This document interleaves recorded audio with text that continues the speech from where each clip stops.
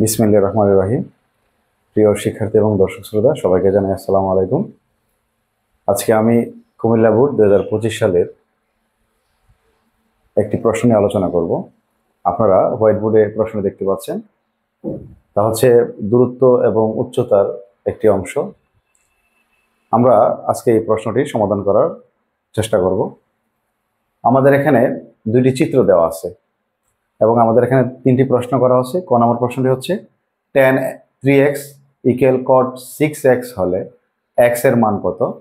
আর খ নম্বর হচ্ছে চিত্র 1 হতে ab এর দৈর্ঘ্য নির্ণয় করো।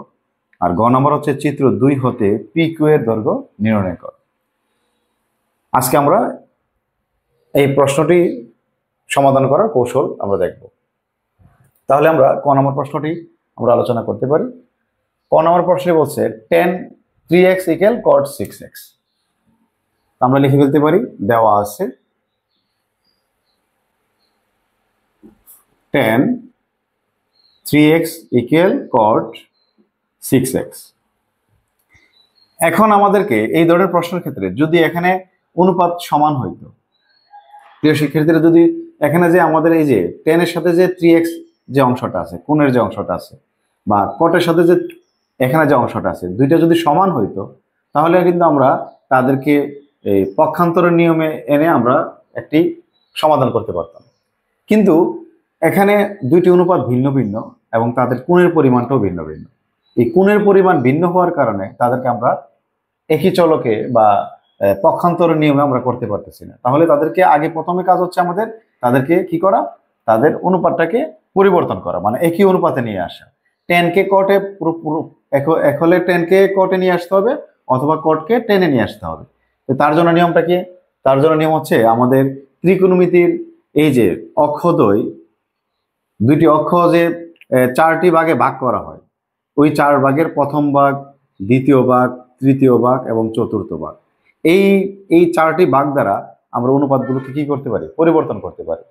আমরা জানি প্রথম ভাগে সবাই কি পজিটিভ, দ্বিতীয় ভাগে সাইন এবং কোসেক পজিটিভ, তৃতীয় ভাগে টেন এবং কট পজিটিভ, চতুর্থ ভাগে সেক এবং কস পজিটিভ। তাহলে এই প্রথম ভাগে যদি যে কোনো অনুপাত আসে, আমাদের 6টি অনুপাতের যে কোনো অনুপাত আসলে আমরা তার মানটা পজিটিভ নিতে পারি। আর দ্বিতীয় চতুর্ভাগে শুধুমাত্র সাইন এবং কোসেক পজিটিভ হবে। আর তৃতীয়তে টেন এবং কট শুধু পজিটিভ হবে, বাকি সবাই নেগেটিভ। আর চতুর্থতে হচ্ছে সেক এবং কস পজিটিভ, বাকি সবাই নেগেটিভ। এই হচ্ছে আমাদের বিষয়টা। এবং আমরা আমাদের এই যে সাধারণ গণিতের, এটা কিন্তু আসলে হায়ার ম্যাথের একটি অংশ, উচ্চতর গণিতের একটি বেসিক। আর আমাদের সাধারণ গণিতে কিন্তু এই অংশটা দেওয়া আছে, সাইন 90 ডিগ্রি মাইনাস এক্স সমান কত হয়, কস এক্স। তারপরে কস 90 ডিগ্রি মাইনাস এক্স সমান সমান কি হয়, সাইন এক্স। তারপরে টেন 90 ডিগ্রি মাইনাস এক্স সমান সমান হয় কট এক্স। কট 90 ডিগ্রি মাইনাস এক্স সমান সমান হয় টেন এক্স। তারপরে সেক 90 ডিগ্রি মাইনাস এক্স সমান সমান হয় কি, আমাদের কোসেক এক্স। আর কোসেক 90 ডিগ্রি মাইনাস এক্স সমান সমান কিন্তু হয় কি, সেক এক্স। এটা কিন্তু আমাদের সাধারণ গণিতে আমাদের এই আলোচনাটুকু দেওয়া আছে, আর তার বিস্তারিত আলোচনা করা আছে আমাদের হায়ার ম্যাথের অংশে। তাহলে এখান থেকে আমরা কি দেখতে পাচ্ছি, টেনকে যদি কট বানাতে হয় তাহলে 90 ডিগ্রি থেকে কোণের পরিমাণটা বাদ দিতে হবে। আবার কটকে যদি টেন বানাতে হয় তাহলে 90 ডিগ্রি থেকে কোণের পরিমাণটা কি করতে হবে, বাদ দিতে হবে। তাহলে আমরা এই সূত্র ব্যবহার করে আমরা আমাদের এখানে অনুপাতগুলো কি করতে পারি, পরিবর্তন করতে পারি। তাহলে আমরা পরিবর্তন করে ফেলি। তাহলে আমরা এখানে কি পাই, টেন, আমরা টেনকে ঠিক রাখবো। তাহলে আমরা এখানে লিখতে পারি, এটাকে লিখতে পারি কি, টেন 90 ডিগ্রি মাইনাস কত হবে, 6x। পারে কিনা? কারণ একটু আগে কিন্তু সূত্র দেখেছি আমরা, টেন 90 ডিগ্রি মানে কি, কট হয়ে যায়, কট 90 ডিগ্রি মানে কি, টেন হয়ে যায়। তাহলে আমরা উভয় পাশে যেহেতু এখন অনুপাত, একই অনুপাত আছে টেন এবং টেন, টেন বাদ দিলে কি থাকে আমাদের, 3x সমান সমান 90 ডিগ্রি মাইনাস কত, 6x। এখন আমরা 6xটা কি পাশে নিয়ে আসি, প্লাস 6x ইকুয়াল কত হবে, 90 ডিগ্রি, বা 9x সমান সমান কত, 90 ডিগ্রি, বা x সমান সমান 90 ডিগ্রি বাই 9 সমান কত হবে, 10 ডিগ্রি। তাহলে এটা হচ্ছে আমাদের এই যে ক নাম্বার প্রশ্নের উত্তর। এখন আমরা খ নম্বর প্রশ্নটি আনসার করব। খ নম্বর প্রশ্নটি বলছে চিত্র 1 হতে এ বি এর দৈর্ঘ্য নির্ণয় করো। তাহলে চিত্র 1 হচ্ছে আমাদের এই প্রথম অংশটা, এখান থেকে আমাদের কি করতে হবে, এ বি এর দৈর্ঘ্য বের করতে হবে। এটা হচ্ছে চিত্র 1, এখান থেকে এ বি এর দৈর্ঘ্য বের করতে হবে। তাহলে আমাদের আমরা একটু প্রদত্ত চিত্রটি একটু খেয়াল করি। আমাদের উদ্দীপকের চিত্রটি দেওয়া আছে কি, এই যে এখানে এবিসি একটি কোণ দেওয়া আছে আর এখানে একটি অবনতি কোণ দেওয়া আছে। তাহলে আমরা জানি এই যে এই কোণটার মান কোথায় হবে, এই কোণের সমান হবে, কারণ যেহেতু তারা কি কোণ, একান্তর কোণ। আমাদের এসি বাহুর মান দেওয়া আছে, এ বির বাহুর মানটা কি করতে হবে, বের করতে হবে। তাহলে আমরা প্রথমে লিখতে পারি দেওয়া আছে কি কি দেওয়া আছে, এসি সমান সমান 18 মিটার।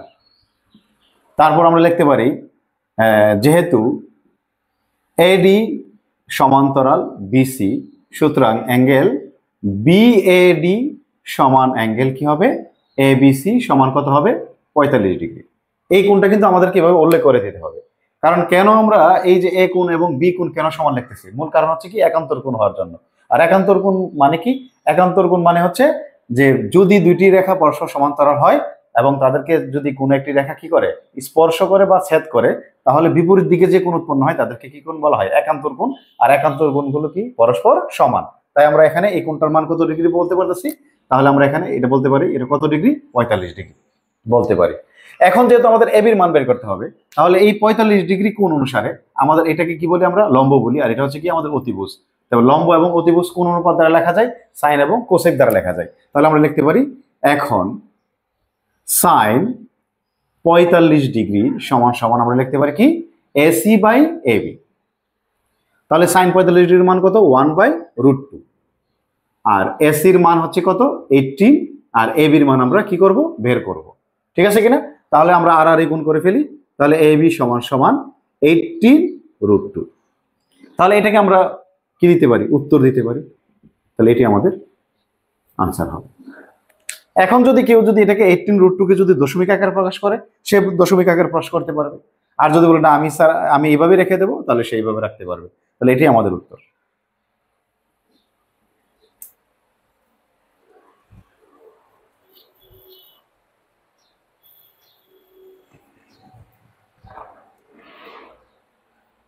তারপর আমরা চলে যাই আমাদের ঘ নম্বর প্রশ্নে। ঘ নম্বর প্রশ্ন বলছে কি, চিত্র 2 হতে পি কিউ এর দৈর্ঘ্য কি করতে হবে, নির্ণয় করতে হবে। এটা হচ্ছে নিচেরটা হচ্ছে আমাদের চিত্র 2। তাহলে আমরা পি কিউ এর দৈর্ঘ্যটা এখন বের করতে হবে। আমরা একটু চিত্রের দিকে খেয়াল করি।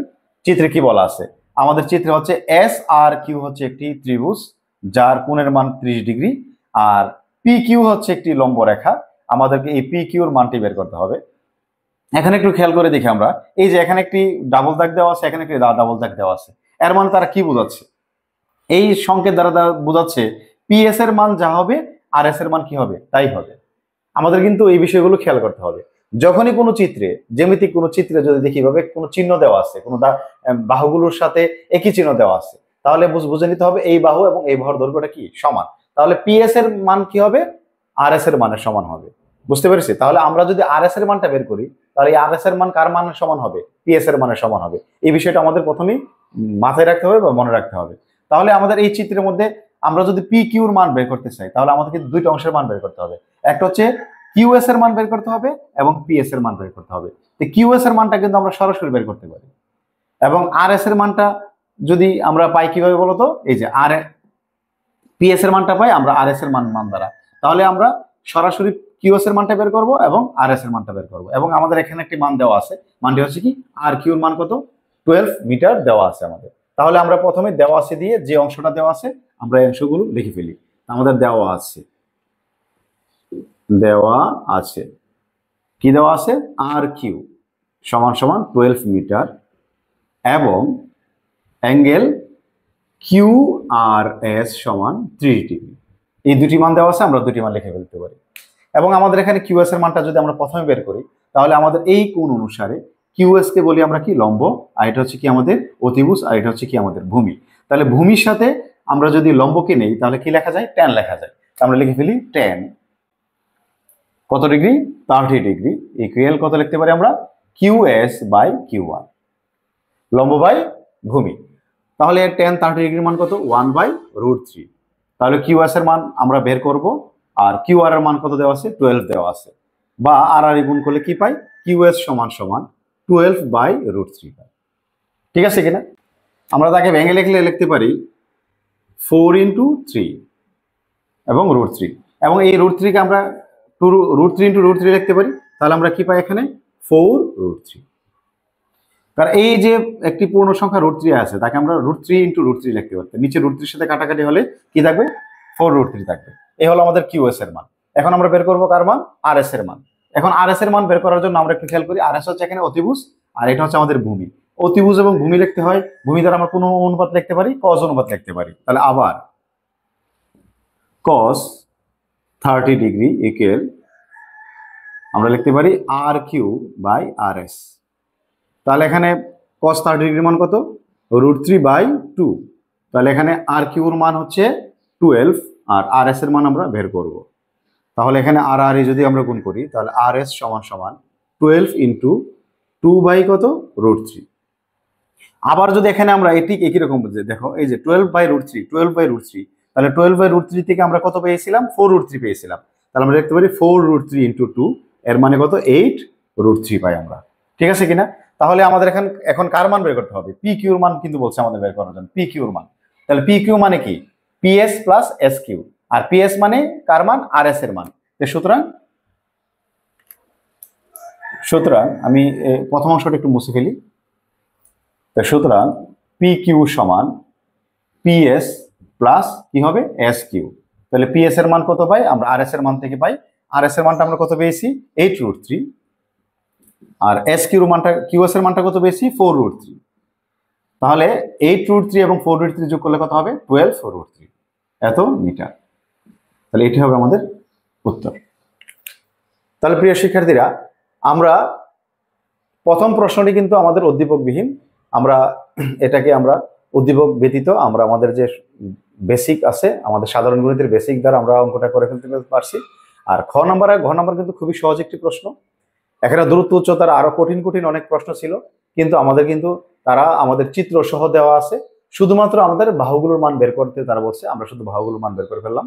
আশা করি আমার যে শিক্ষার্থীরা এই ভিডিওটি মনোযোগ সহকারে দেখেছি এবং আমরা খাতায় নোট করেছি, আসলে তারা খুব সহজেই এই প্রশ্নটা বুঝতে পেরেছি। যদি বুঝতে না পারি তাহলে স্যারকে আমরা কমেন্টসের মাধ্যমে জানাতে পারি। তাহলে আজকেই এই পর্যন্তই, দেখা হবে আগামী কোনো ভিডিওতে ইনশাআল্লাহ। আল্লাহ হাফিজ।